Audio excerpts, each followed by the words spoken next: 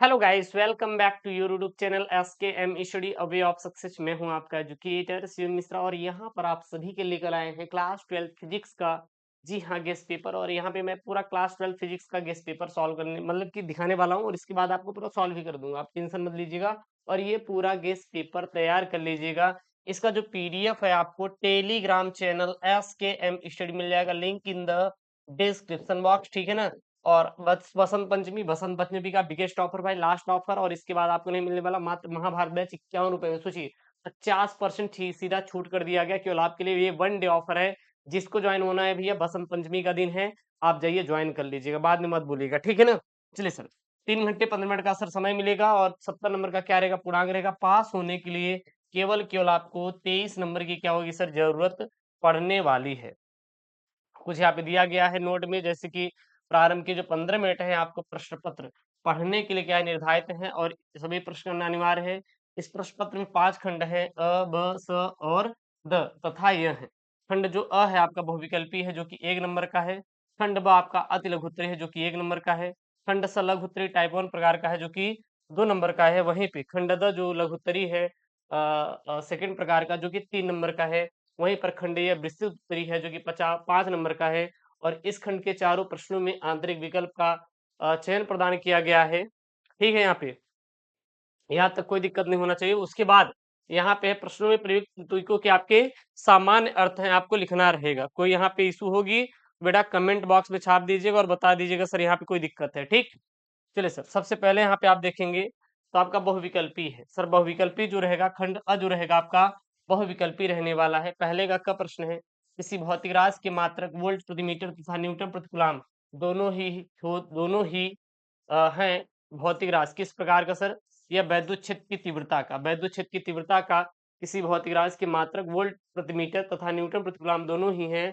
भौतिक राशि किसके सर जी, वो विद्युत क्षेत्र की तीव्रता के सर क्या है, मात्रक हैं। अगला यहाँ पे सर खंड ख वाला है, क्या यहाँ पे, किसी शुद्ध प्रतिरोधक प्रत्यावर्ती परिपथ में विभव एवं धारा में कलांतर होता है सर, कितना होता है, 3π/2 होता है। कितना होता है, 3π/2 होता है, याद रखिएगा।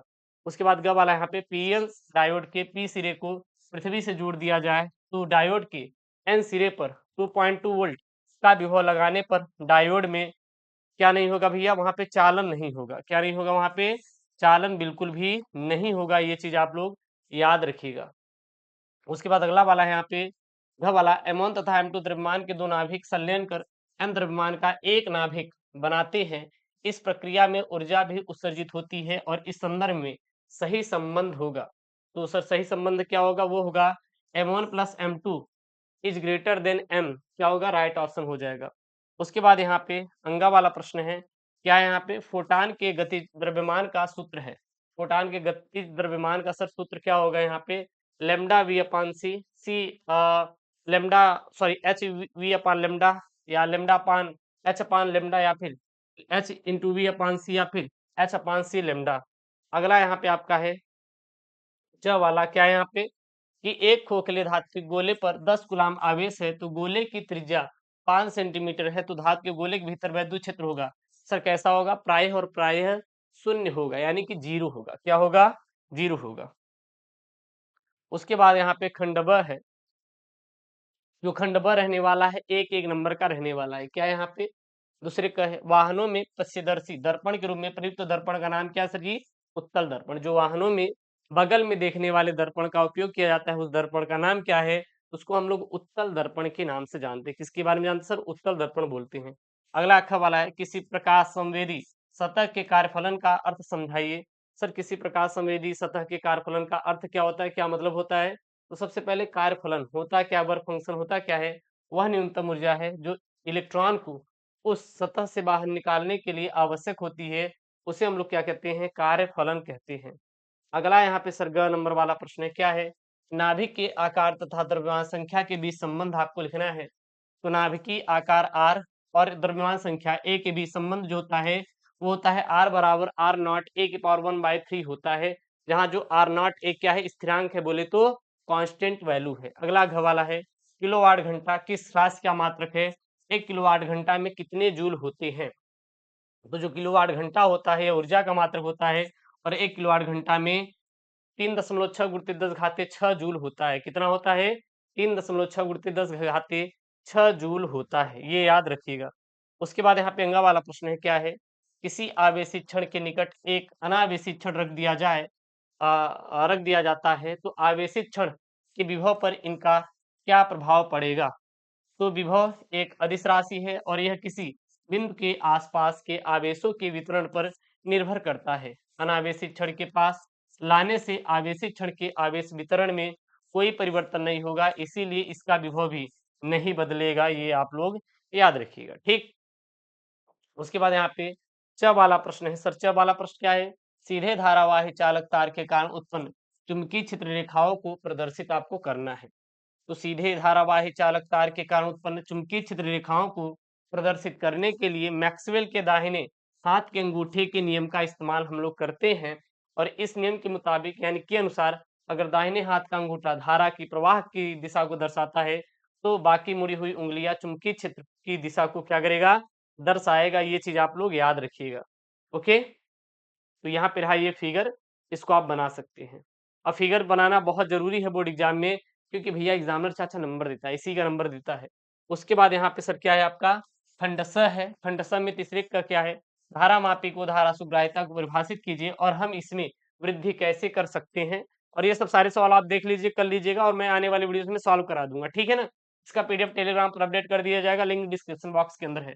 प्रत्यावर्ती परिपथों में शक्ति गुणांक एवं वाटहीन धारा के अर्थ आपको समझाना है। गवाला है, किसी वैद्युत चुंबकीय तरंग में वैद्युत क्षेत्र ई वाई बराबर 3 into 10⁻⁷ sine 0.5 into 10⁻³ x plus 1.5 into 10⁻11 t volt प्रति मीटर है। तो तरंग के तरंग दैर्ध्य का मान और चुंबकीय क्षेत्र का समीकरण आपको प्राप्त करना है। वह वाला सवाल है यहाँ पे, प्रचुंबकीय तथा अनुचुंबकीय पदार्थों में आपको अंतर समझाना है। फिर खंड द है यहाँ पे। खंड द सर क्या है यहाँ पे? खंड द में यहाँ पे 4 का क है। 4 का क क्या बोल रहा है, ध्यान देना। विस्थापन धारा की आवश्यकता पर संक्षिप्त टिप्पणी कीजिए और 10 घाते माइनस 10 मीटर तरंग दैर्ध्य की एक्स किरणें 55 मीटर तरंग दैर्ध्य की रेडियो तरंग एवं 6000 एंगस्ट्रॉम तरंग दैर्ध्य की प्रकाश तरंगों के लिए कौन सी भौतिक राशि समान होगी? उसके बाद ख वाला प्रश्न है, समस्थानिक संभारित तथा सन्यूट्रॉनिकों न्यूट्रॉनिक नाभिकों में अंतर लिखना है और उत्तर के समर्थन में उदाहरण भी आपको देना रहेगा। उसके बाद ग वाली सवाल है सर। ग वाला सर सवाल क्या बोल रहे हैं यहाँ पे? वैद्युत द्विध्रुव तथा वैद्युत द्विध्रुव आघूर्ण के अर्थ समझाइए और किसी वैद्युत द्विध्रुव में +2 माइक्रोकुलाम तथा +20 माइक्रोकुलाम तथा -20 माइक्रोकुलाम के आवेश 1 सेंटीमीटर की दूरी से विभेदित हैं, तो द्विध्रुव के ध्रुव 1 मीटर दूर किसी अच्छी बिंदु पर वैद्युत क्षेत्र की तीव्रता आपको ज्ञात करना रहेगा। घ वाला सवाल है यहाँ पे, किसी सेल के वैद्युत वाहक बल यानी विद्युत वाहक बल एवं टर्मिनल विभवांतर में अंतर समझाना है और 2.0 वोल्ट विभवांतर विद्युत वाहक बल की सेल 3.9 वोल्ट के 3.9 ओम के बाह्य प्रतिरोध से जुड़ी है, तो परिपथ में प्रवाहित धारा 0.5 एम्पियर है, तो सेल का आंतरिक प्रतिरोध आपको ज्ञात करना है कि क्या होगा। उसके बाद अंगा वाला सवाल है यहाँ पे, क्या है? दो पतले उत्तल लेंस परस्पर संपर्क में रखे हैं, तो इस संयोजन की फोकस दूरी का सूत्र प्राप्त कीजिए। यदि संयोजन का एक लेंस दूसरे के समान फोकस दूरी के अवतल लेंस से प्रतिस्थापित कर दिया जाए, तब संयोजन का व्यवहार कैसा होगा आपको बताना रहेगा। उसके बाद 5 का क है, तरंगों के बीच व्यतिकरण प्राप्त करने के लिए दशाएं लिखिए और कला संबंध स्रोत किसे कहते हैं। उसके बाद ख वाला सवाल भैया फिजिक्स है। फिजिक्स थोड़ा बड़ा होता है और हार्ड होता है, इसको आप लोग तैयार कर लीजिएगा। क वाला है, किसी वाह्य वैद्युत चुम्बकी में किसी चुम्बकी द्विध्रुव की स्थितिज ऊर्जा का सूत्र लिखिए और स्थितिज ऊर्जा के अधिकतम व न्यूनतम मान क्या होंगी। ग वाला है, प्रकाश के ध्रुवण से क्या तात्पर्य है? अध्रुवित तथा समतल ध्रुवित प्रकाश को कैसे प्रदर्शित करते हैं? ध्रुवण प्रकाश तरंगों को किस प्रकृति की पुष्टि करता है? अथवा में अगर ये नहीं कर पा रहे तो आप ये कर सकते हैं यहाँ पे। अथवा में क्या, यहाँ पे कि ठोस के ऊर्जा बैंड आरेख द्वारा चालक, अर्धचालक और कुचालक में आपको अंतर दर्शाना है। घ वाला सवाल है, दिए गए परिपथ में प्रवाहित धारा का मान ज्ञात कीजिए। प्रतिरोध एवं संधारित्र के सिरों पर विभवांतर के बीच गणितीय योग के परिपथ में लगाए गए वोल्टता से तुलना आपको करना रहेगा और इसमें आपको अंतर क्या प्राप्त होते हैं ये भैया आपको फिगर है करना रहेगा। ठीक, यहाँ पे 200 ओम दिया है 15 माइक्रोफैरड और 220 वोल्ट और 50 हर्ट्ज यहाँ पे दे रखा है। फिर उन्होंने दिया है आपका अंगा वाला बोर के परमाणु परमाणु प्रारूप की आपको संकल्पनाएं लिखना है। फिर खंडइया शुरू होगा 5-5 नंबर वाले यहाँ पे भैया, और इसमें ऑप्शन मिलेगा 6, 7, 8, 9 4 ठो रहेंगे और दोनों में अथवा रहेगा सभी में। छठा देखिए क्या है, परावैद्युत पदार्थ क्या होते हैं, किसी माध्यम के वैद्युत धारणशीलता तथा सापेक्ष विद्युतशीलता को परिभाषित कीजिए तथा दोनों के बीच संबंध ज्ञात कीजिए। अथवा में ये नहीं आ रहा तो ये कर सकते हैं, किसी चालक में इलेक्ट्रॉनों के अपवाह वेग तथा विद्युत धारा में संबंध स्थापित कीजिए। और किसी चालक तार की लंबाई 3 मीटर और इसमें मुक्त इलेक्ट्रॉन घनत्व 8.5 into 10⁻28 sorry plus 28 metre inverse है, तो तार के एक सिरे से दूसरे सिरे पर अपवाह करने में इलेक्ट्रॉन कितना समय लेगा। और तार के अनुप्रस्थ काट का यहाँ पे 2 गुणित घाती -6 मीटर स्क्वायर तथा इसमें प्रवाहित धारा 3 एम्पियर है। सातवां प्रश्न है, सातवां प्रश्न यहाँ पे क्या है, ध्यान दीजिएगा। यहाँ पे ये है कि एक समान चुंबकीय क्षेत्र में गतिमान आवेश पर लगने वाले बल के परिमाण एवं दिशा की विवेचना कीजिए। यदि आवेश चुंबकीय क्षेत्र की दिशा में गतिमान है तब बल का परिमाण क्या होगा, और गतिमान आवेश पर चुंबकीय क्षेत्र द्वारा कृत कार्य पर आपको टिप्पणी करना है। अथवा में वो नहीं आ रहा तो अथवा में ये सॉल्व कर सकते हैं। क्या हल कर सकते हैं, किसी वैद्युत चुंबकीय प्रेरण से क्या अभिप्राय है, फैराडे के विद्युत चुंबकीय प्रेरण संबंधित नियमों को समझाइए। और एक वृत्ताकार कुंडली की त्रिज्या 10 सेंटीमीटर, प्रतिरोध 2 ओम तथा इसमें फेरों की संख्या 500 है, तो कुंडली का तल 3 × 10⁻5 टेस्ला के चुंबकीय क्षेत्र के लंबवत है। अपने लंबवत अक्ष के परितः कुंडली 0.25 सेकंड में 180 डिग्री घूम जाती है। कुंडली में प्रेरित विद्युत विभव और धारा आपको ज्ञात करना रहेगा। 8वां सवाल है यहाँ पे, एकल झिर्री से प्रकाश की विवर्तन प्रतिरूप को बनाइए और केंद्रीय उच्चिष्ट की चौड़ाई का सूत्र लिखिए। केंद्रीय उच्चिष्ट को प्रभावित करने वाले कारकों का उल्लेख कीजिए और विवर्तन कोण का अधिकतम संभाव्य मान क्या होगा। अथवा में नहीं आ रहा तो ये हल कर सकते हैं। हाइगेंस के द्वितीयक संख्याओं का सिद्धांत लिखिए और इसके आधार पर प्रकाश की अपवर्तन के नियम का प्रतिपादन कीजिए।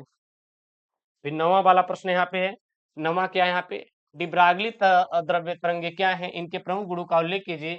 अल्फा कण, प्रोटॉन तथा इलेक्ट्रॉन की गतिज ऊर्जा समान है, किस कण से संबद्ध डिब्रागली तरंग दैर्ध्य अधिकतम होगा और क्यों। अथवा में ये नहीं आ रहा तो ये सॉल्व कर सकते हैं। पीएन संधि के अवक्षय, परत तथा विभव प्राचीर व अग्र एवं पश्च अभिनत के प्रभाव की व्याख्या कीजिए और संधि डायोड का प्रयोग कर पूर्ण तरंग दृष्टिकारी का परिपथ आरेख तथा निवेशी एवं निर्गत धारा का चित्रांकन कीजिए। उसके बाद इसका भौतिक नियतांक यहाँ पे कुछ दिए रहेंगे, जैसे कि यहाँ पे सी का मान, ई का मान 1.4 पाई एप्सिलॉन 0 का मान दिया रहेगा, म्यू 0.4 पाई का मान दिया रहेगा, एच का मान दिया रहेगा, जो कि प्लानिंग नियतांक है। तो ये सब की वैल्यू आपको दी रही होगी। तो ये है क्लास 12 फिजिक्स का पेपर बेटा, ये सभी बच्चे तैयार कर लेंगे, ठीक है ना, 6 मार्च के लिए। बाकी हम आपको पूरा सॉल्व करा देंगे, आप चिंता मत करिएगा। इसका PDF Telegram channel SKM study पर आप जाके डाउनलोड कर सकते हो। ओके दोस्तों, thank you, Jain, take care, bye bye.